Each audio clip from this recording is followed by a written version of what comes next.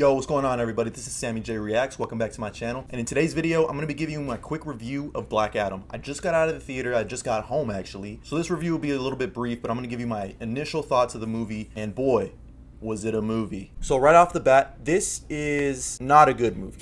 If you're a fan of filmmaking, you'll understand what I mean by that. But hey, if you're a fan of just like having fun, if you enjoy, honestly, if I could equate this to anything, this was a Saturday morning cartoon come to life. It was a live action version of your favorite Saturday morning cartoon with a basic plot line, basic characters, not much depth, not really much emotional weight, but a lot of cool, fun, punchy punch stuff. The Rock being The Rock. So if you're into that right off the bat, I think you're going to enjoy this movie. And me, I'm always going to be a glass half full kind of guy. Oh, I had a lot of fun with it, but I am also very critical, and I can point out the obvious flaws in this movie.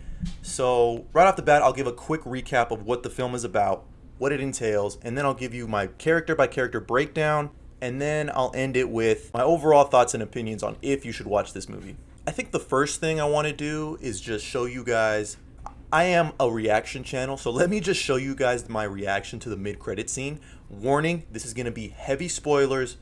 If you don't want to be spoiled by Black Adam, I would skip the next minute and 20 seconds. I repeat, skip the next minute and 20 seconds. But here's my reaction to that post-credit scene. What's going on? Okay, Black Adam. My name is Amanda Waller. Congratulations, you have my attention. This is going to be your only warning.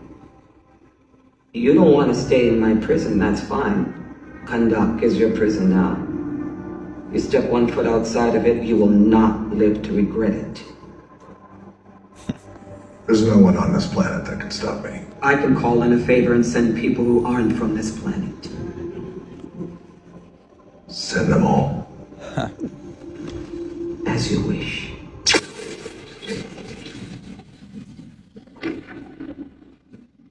Oh.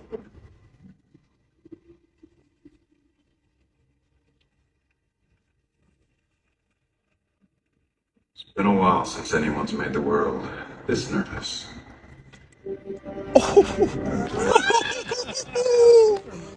Henry Cavill. Black Adam. What you doing?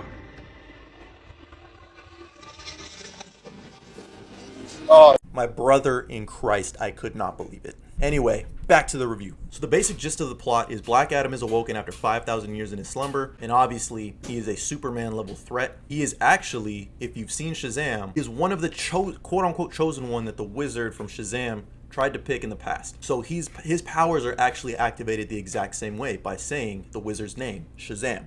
And essentially the story goes into the origins of who Teth Adam is and who Black Adam will become. So he's awoken after 5,000 years. There's a MacGuffin in the plot that this dark organization is after. Honestly, I can't really remember many of the names because it's so surface level stuff, it's really pointless. Anyway, that's when the JSA are sent in by Amanda Waller, who I'm assuming contracts them through like a third-party agency. They're like, hey, Amanda, you need some help?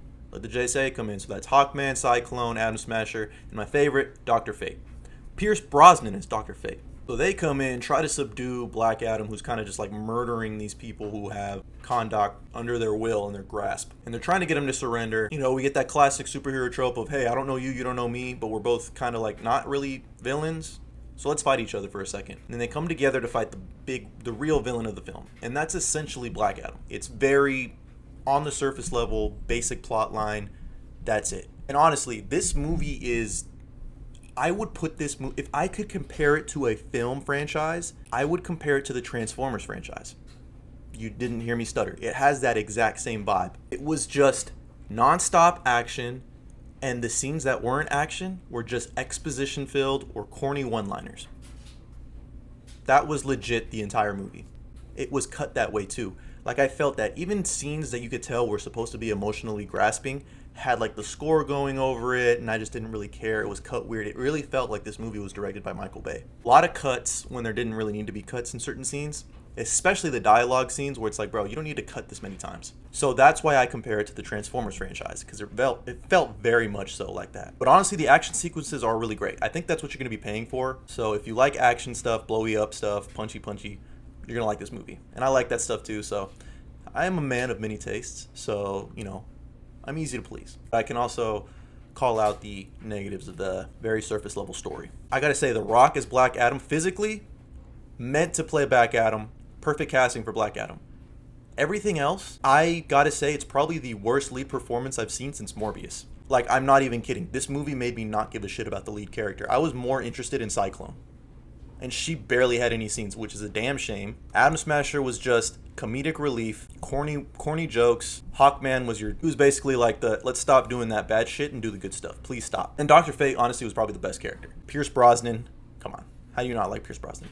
But anyway, my biggest problem with The Rock's interpretation of Black Adam is this is literally him the entire movie. He didn't even do the eyebrow. He might have, and I don't even know because all of his looks look the same. And on top of that, he just had an American accent when everyone in his country had an accent. Like, did nobody question that? It was just so odd, and it took me out of a lot of scenes. There's a lot of stupid in this movie too, like in terms of decisions or just like how people just know things out of the blue. Like something will just randomly pop up and all of a sudden this person knows everything about its history. Like, oh, the beacon came up and we know everything about this guy's history. It's just stuff like that takes me out of the movie, and just, I know it's going to rub a lot of people the wrong way who are hoping to see something that's kind of compelling. It's not. Just take it for what it is. It is a popcorn flick. Have a good time and stay for the post-credit scene. Honestly, I'm going to cut it off there. Those are just my initial thoughts of Black Adam. Maybe if I watch it again, I'll change my mind. But off rip, I would give this movie, I don't like to give out ratings. I would say this was a decent watch. I liked it. And I'm a forgiving reviewer, by the way. So for those of you that aren't as forgiving, you probably will not like this movie. But for those of you that are just trying to have a fun time, bring the family out maybe, have some popcorn, have some fun, have some laughs, you're going to enjoy this movie. But yeah, those are just my quick initial thoughts on the movie. Let me know what you think. If you watched Black Adam, let me know what you thought about it. Drop a comment down below. Let me know your thoughts. And as always, remember to like, comment, subscribe. And until later, peace.